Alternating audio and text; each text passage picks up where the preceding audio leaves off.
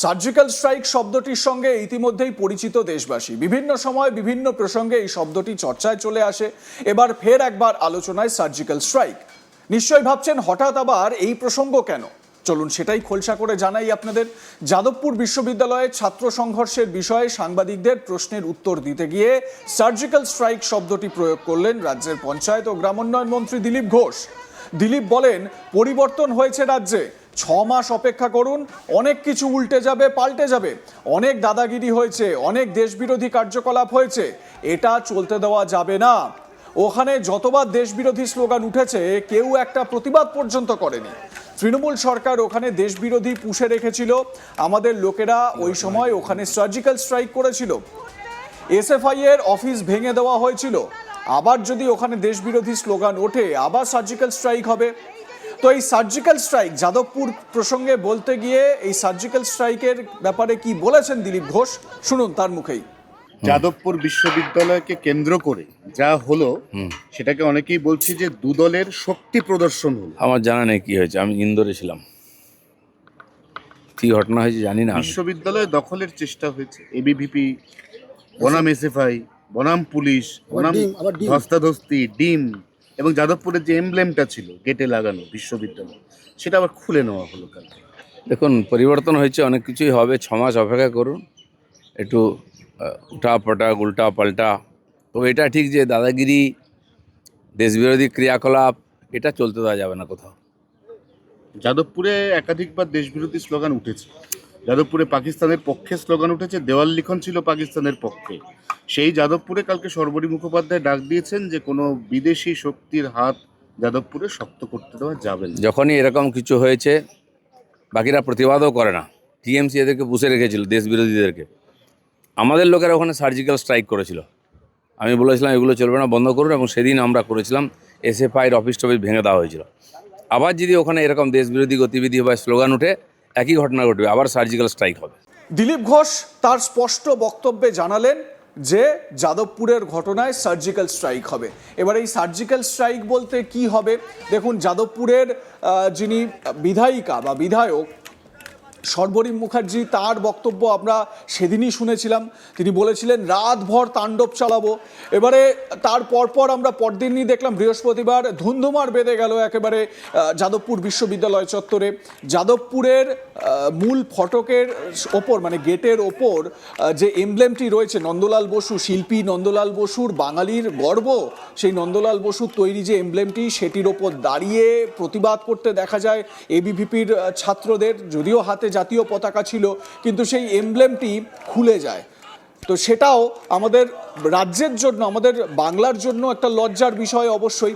তো সেই যাদবপুর বিশ্ববিদ্যালয়ে ক্যাম্পাসে আবার সার্জিক্যাল স্ট্রাইকের কথা বলছেন রাজ্যের এক মন্ত্রী, তাও আবার মানে ছোটোখাটো কোনো মন্ত্রী বা নেতা নন, স্বয়ং দিলীপ ঘোষ।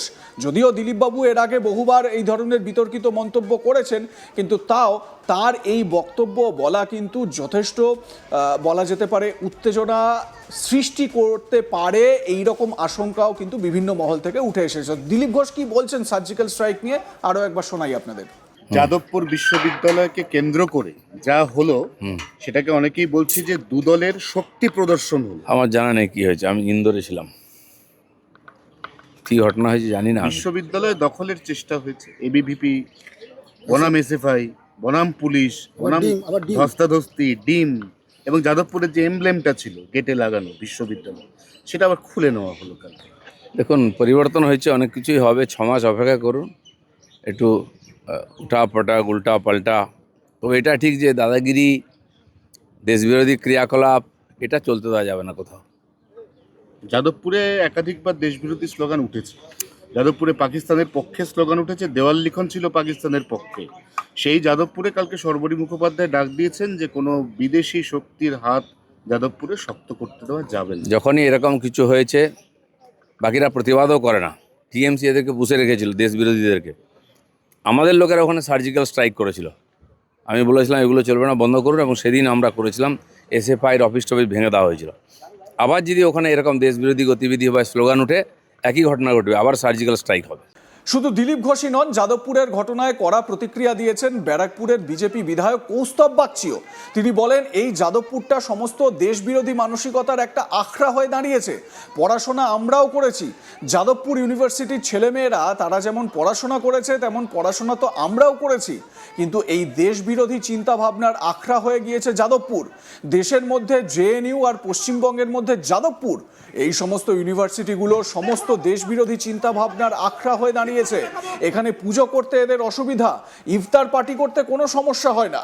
কৌস্তবের সাফ কথা, এই ধরনের দেশবিরোধী চিন্তাধারার সঙ্গে যারা জড়িত থাকবে তাদের একদম বাংলা ধোলাই যাকে বলে সেটাই হওয়া উচিত। এখানে অন্য রকম কোনো লুকিয়ে চুরিয়ে কথা নেই।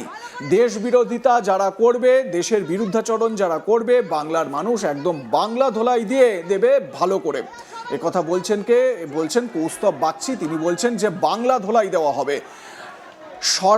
শাসক দল, সরকারে যারা রয়েছে সেই শাসক দল বিজেপির মন্ত্রী, বিধায়ক, নেতা, তাদের মুখ থেকে এই সমস্ত কথা আসছে খুব স্বাভাবিকভাবে।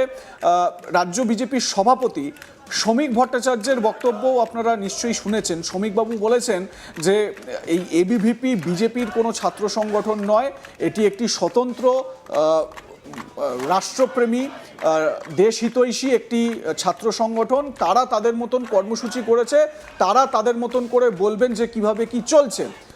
তবে বিজেপির যে নেতা বিধায়করা এই ধরনের কথাগুলো বলছেন, স্বাভাবিকভাবে সেটাকে কেন্দ্র করে কিন্তু একটা কোথাও না কোথাও উত্তেজক পরিস্থিতি তৈরি হতে পারে। কৌস্তব বাগচি বিজেপি বিধায়ক কি বলছেন আরও একবার শোনাই আপনাদের। দেখুন, এই যাদবপুরটা হচ্ছে সমস্ত দেশ বিরোধী মানসিকতার একটা আখড়া হয়ে দাঁড়িয়েছে। পড়াশোনা আমরাও করেছি, যাদবপুর ইউনিভার্সিটির ছেলেমেয়েরা তারা যেমন পড়াশোনা করেছে তেমন পড়াশোনা তো আমরাও করেছি, কিন্তু এই দেশ বিরোধী চিন্তাভাবনার আখড়া হয়ে গেছে যাদবপুর। দেশের মধ্যে আপনি জেএনইউ দেখতে পারবেন, আর পশ্চিমবঙ্গের মধ্যে আপনি যাদবপুর দেখতে পারবেন।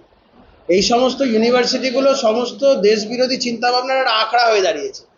এরা এখানে পুজো করতে এদের অসুবিধা, এদের ইফতার পার্টি করতে কোনো সমস্যা হয়, এদের ওই ইউনিভার্সিটি দাঁড়িয়ে এদের স্লোগান তুলতে খুব আনন্দ লাগে যখন ওরা বলে দেশ তেরে টুকরে হোঙ্গে ইনশাআল্লাহ ইনশাআল্লাহ, ভারত তেরে টুকরে হোঙ্গে ইনশাআল্লাহ ইনশাআল্লাহ। এই যাদবপুর ইউনিভার্সিটিতে আমরা দেখেছি যে বিচ্ছিন্নতাবাদীদের, জঙ্গিদের সমর্থনে এরা সভা করেছে, মিছিল করেছে। দেখুন, এখন আগেকার মতন দেশ বিরোধীদের সরকার নেই। আগের সরকারের কাছে ওই সবুজ রঙের পতাকা, তার মধ্যে চাঁদতারা থাকতো, এগুলো তাদের পছন্দের জিনিস ছিল। কিন্তু আমাদের কাছে ত্রিবর্ণ রঞ্জিত পতাকাটা প্রিয়, আমাদের কাছে ভারত মাতা প্রিয়।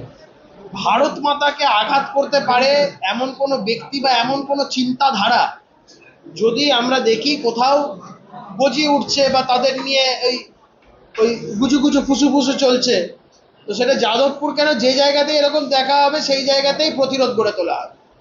এতদিন ধরে তারা ভাবতেন যাদবপুরটা তাদের মুক্তাঞ্চল, কোনো মুক্তাঞ্চল টুক্তাঞ্চল কিচ্ছু না। এবারে জাতীয়তাবাদীরা চতুর্দিকে থাকবে, সমস্ত দিকে জাতীয়তাবাদীদের চোখ কান সব খোলা থাকবে, এবং এর মোকাবেলা কি করে করতে হয় যাদবপুর আপনারা কদিন পরে আরো বুঝতে পারবেন। এই সমস্ত অসভ্যতা, এই যে দিনের পর দিন যা চলে আসছে, এই জিনিস বরদাস্ত করা হবে। আমাদের সাথে দেখুন, অন্য রাজনৈতিক মতাদর্শ, ভিন্ন মতাদর্শ, তাতে কোনো সমস্যা নেই, নিশ্চয়ই রাজনীতি করবে, কিন্তু ভিন্ন মতের রাজনীতি করা মানে দেশ বিরোধী কথাবার্তা বলতে হবে, দেশ বিরোধী চিন্তাধারা নিয়ে চলতে হবে, এটা কোনোভাবেই মেনে নেওয়া যায়। যাদের এই দেশ পোষাচ্ছে না তাদের জন্য দরজা খোলা আছে, পাকিস্তানে চলে যান, বাংলাদেশে চলে যান, যান না সেখানে গিয়ে বিপ্লবগুলো করতে পারেন কিনা দেখবো। আপনাদের যারা বন্ধুরা রয়েছেন পাকিস্তান বা বাংলাদেশের কমিউনিস্ট পার্টি যারা, তাদেরকে কি জিজ্ঞাসা করবেন, তো তাদেরকে ফোন করে জিজ্ঞাসা করবেন যে ভারতবর্ষ বলে এই মুভমেন্টগুলো করতে পারেন, ওই সমস্ত দেশে করতে দেয় কিনা। সোজা দেশ থেকে বেরিয়ে যাবে, আর নাহলে বার কি করে করতে হয় আমরা দেখাবো। আমি আপনাকে একদম স্পষ্টভাবে বলছি, এই ধরনের দেশ বিরোধী চিন্তাধারার সাথে যারা জড়িত থাকবে তাদের একদম বাংলা ধোলাই যাকে বলে সেটা হওয়া উচিত, বাংলা ধোলাই। এখানে অন্যরকম কোনো লুকিয়ে চুরিয়ে কোনো কথা নেই, রাগ ডাক গুড়গুড়ের কোনো ব্যাপার নেই। দেশ বিরোধিতা যারা করবেন, দেশের বিরুদ্ধাচরণ যারা করবেন, বাংলার মানুষ একদম বাংলা ধোলাই দিয়ে দেবে ভালো করে। লাইক, কমেন্ট, শেয়ার করে আপনাদের মতামত জানান। দেখতে থাকুন আজ তাক বাংলা, সাবস্ক্রাইব করুন আমাদের ইউটিউব চ্যানেলটি।